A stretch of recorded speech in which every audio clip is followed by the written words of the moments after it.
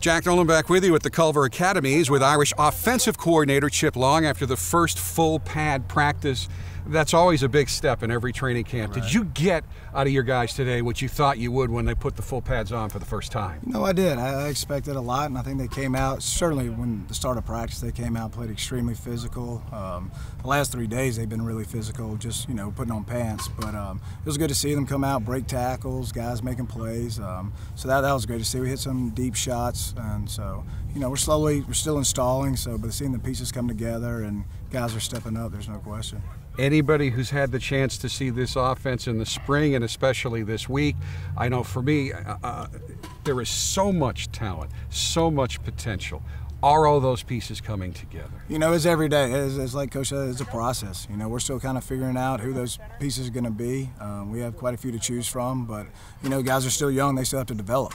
And it's out there, but they have to also come on. Certain guys have to start stepping up their game, and guys have definitely elevated their game. So, it's a work in progress, and, we'll keep moving forward in full pads. The guys will really start separating themselves as we move forward, especially after today. At Notre Dame, and really anywhere, but especially Notre Dame, quarterback's always in the spotlight. Brandon Wimbush has done everything so well off the field, right, in practice. The only thing he doesn't have is a lot of game experience. Right. How do you prepare him to transfer all the good things he's been doing in practice to the field when you take on Temple? Well, first of all, Brandon had a great summer, really improved on things that he struggled with in the spring. So, we're not starting from new with him. And just getting out here and playing in those live scrimmage situations, being in the field, the tempo, the speed that we're playing at, different situations that come up a lot faster than they normally do for him. And then just every day coming out and just getting better and better and better, understanding the offense. And then pretty soon we'll start adapting it more towards him once we get everything installed and whatnot. But there's definitely a lot of growth that's been from spring game to now, confidence, the way he's moving, where he's handling himself, which is very exciting to me. We just gotta, keep pushing the install and getting better every day. And then, here in about a week and a half, we'll start really bringing things together. When Coach Kelly first got here, he talked about tempo. He had that high tempo at Cincinnati. You are now talking about tempo. Coach has never been able to play quite as fast as he's wanted to, but it's been clear during this week that the tempo is going to be quicker this year. No, it is.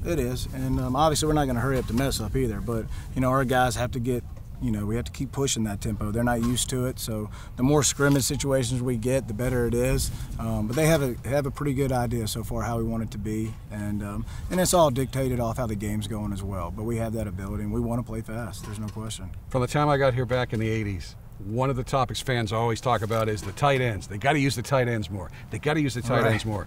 You've got 5 right now who have the credentials and skills to play a lot this year, and your background is in coaching tight ends. So I think it is, without giving away the game plan, fair to say a lot of those guys are going to play, and they're going to get the ball a lot. No, there's no question, and they're playing really well right now. They're all, Durham Smythe's having a great fall camp. Alizé's having a great fall camp, and Nick Wisher's playing well, and the other young guys are really stepping up their game. So, and they see how this offense is going to showcase them. So, they've done a great job coming out here, being in shape, ready to play, bringing a lot of physicality, making plays, and adds a great dimension to this offense as we move forward. In the past, usually training camp, you go 10 to 14 days straight without a break. Right. NCAA is mandating that you take Sunday off. How is that going to help you as a coach and your coaching staff in terms of, you guys won't take the day off, you just won't be out here, in evaluating what you saw this week and getting ready for next week? It gives us a chance to really evaluate what all we need to get installed. Do we need to pull back a little bit and just kind of get ahead so we can spend a lot more time meeting and walkthroughs with our guys instead of being in the office, scripting and just putting something in just because we had to put it in, instead of just sitting back and, do we need that in right now? Can we wait? Just to help our guys get better and start establishing an identity and what we want to be. Chip, it's always a pleasure. Thank you very much for the time. Absolutely. Sorry, my voice is going. Well, that's because he's coaching folks with Notre Dame offensive coordinator Chip Long. I'm Jack Nolan at the Culver Academies, reminding you that all of our training camp reports are being brought to you by our friends at St. Joseph Health System.